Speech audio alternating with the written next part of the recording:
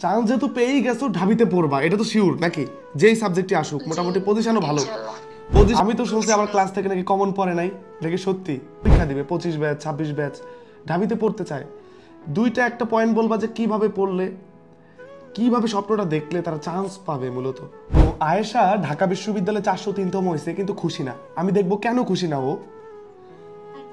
Hello, আসসালামু আলাইকুম। ওয়ালাইকুম আসসালাম। আয়েশা কেমন তুমি আছেন? কততম হয়েছো এটা বলো আগে। ভাইয়া আমি 403তম হয়েছি। মানবিক থেকে? জি জি।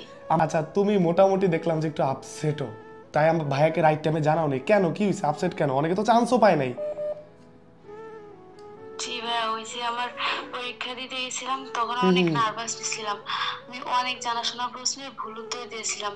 পরে রিটেনে 5 নাম্বারের অ্যান্সার 3 নাম্বারে লিখে ফেলছিলাম। আহা। আবার 2 এর অ্যান্সার একে লিখে ফেলছিলাম। মানে এইভাবে 10 মিনিটের উপরে আমার নষ্ট হয়েছে শুধু রিটেনে। ইস, তারপরে যদি তারপর আর কি হয়েছে, আর কি কি সমস্যা হয়েছে? আমি টাইম ম্যানেজমেন্ট করতে পারিনি, সব ভালো করে লিখে আসতে পারিনি রিটার্ন। এভাবে এমসিকিউতে অনেক জানাশোনা ভুল করছি। এভাবে আমার মানে পজিশনটা অনেক খারাপ আসছে। না হলে কিন্তু আরো পজিশন ভালো আসতো, তাই না? টার্গেট 10 ছিল। মার্ক হলেও হ্যাঁ হ্যাঁ হ্যাঁ। 100 উপরে উঠতেছি। সেট যাক, এখন আল্লাহ ভরসা, এখন তো তোমার মোটামুটি সামনে সাবজেক্ট দিবে সে, তখন তো পলিটিক্যাল সায়েন্স তোমার টার্গেট আছে, তাই না? জি, কিন্তু অনেকে বলছে আসবে না। আচ্ছা, একটু দেখো, ওয়েট করো, আল্লাহ ভরসা। চান্স যেহেতু পেয়েই গেছো ঢাবিতে পড়বা, এটা তো শিওর নাকি?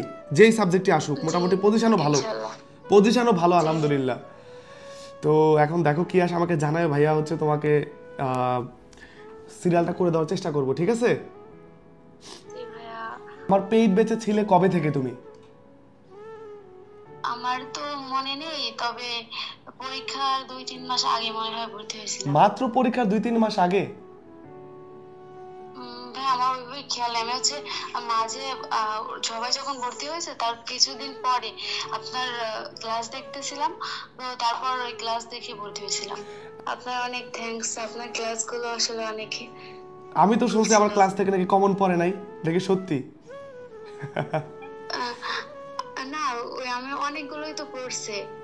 আচ্ছা, আর তোমার জেলা হচ্ছে খুলনা, তাই না? জি। তোমার আব্বু কি করে? আমার আব্বু কৃষক। তোমার আব্বু কৃষক। এখন তোমার স্বপ্ন কি মূলত বলো তো আয়েশা, স্বপ্নটা কি?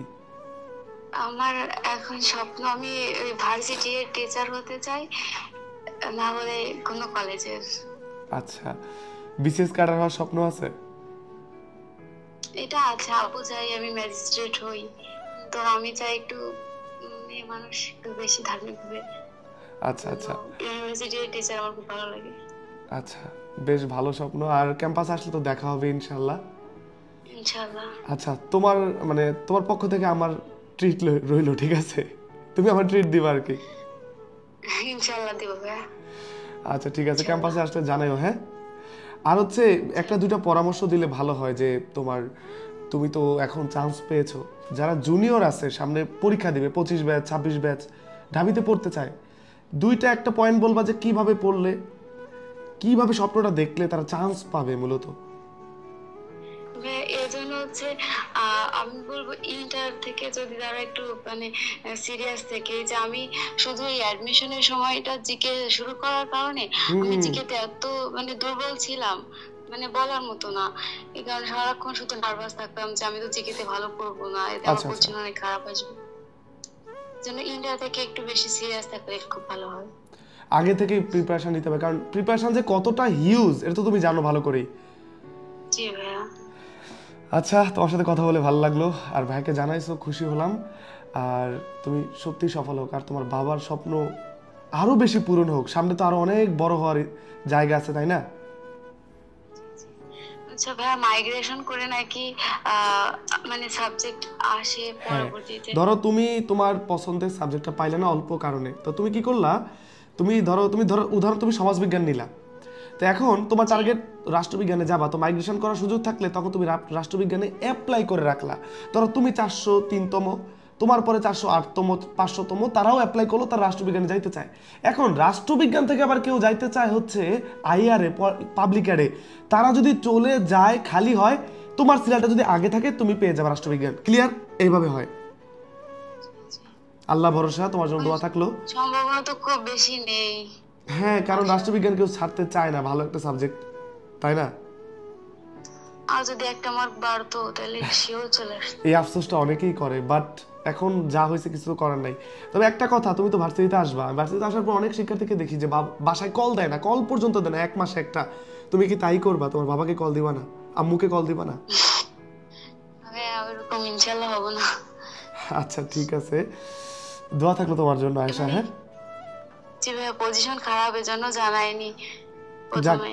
সমস্যা নেই, সমস্যা নেই। আমি জানি যে তুমি কি পরিমাণ পরিশ্রম করলে 403তম হয়েছে, এবং তোমার পজিশন কতটা ভালো থাকার কথা ছিল, যে ভুলগুলো করছো কি বলবো। জি যাক, লাইফে আসলে এই ভুল ত্রুটি নিয়েই তো আমরা, কিন্তু সামনে হয়তো অনেক ভালো করবা ইনশাল্লাহ, মনে হয়। ইনশাল্লাহ ভাইয়া, দোয়া করেন। অনেক দোয়া থাকলো আয়েশা, আমার জন্য দোয়া করো। হ্যাঁ ফি আমানিল্লাহ। আচ্ছা আয়েশা, ঠিক আছে, আসসালামু আলাইকুম। সো আয়েশা কিন্তু কিছু ভুল করছে, পরীক্ষা হলে নার্ভাস ছিল, এবং আয়েশা আমাকে একটা কথা কিন্তু স্পষ্ট বলছে যে ও যদি আগে থেকে প্রিপারেশন নিত, ইন্টার থেকে প্রিপারেশন নিত, জিকে প্রিপারেশন যদি আগে নিত, আয়েশা তাহলে আরো ভালো পজিশন করতে পারতো। সো আশা করি যারা ভিডিওটা দেখলা জুনিয়ররা এরকম ভুল করবা না, আগে থেকে প্রিপারেশন নিবা, পরীক্ষা হলে কনফিডেন্ট থাকবা, যেটা তুমি পারো কনফিডেন্টলি উত্তর করবা, টাইম ম্যানেজমেন্টটা ঠিকঠাক রাখবা, তোমরা তোমাদের স্বপ্নের বিশ্ববিদ্যালয়ে ক্র্যাক করতে পারবা।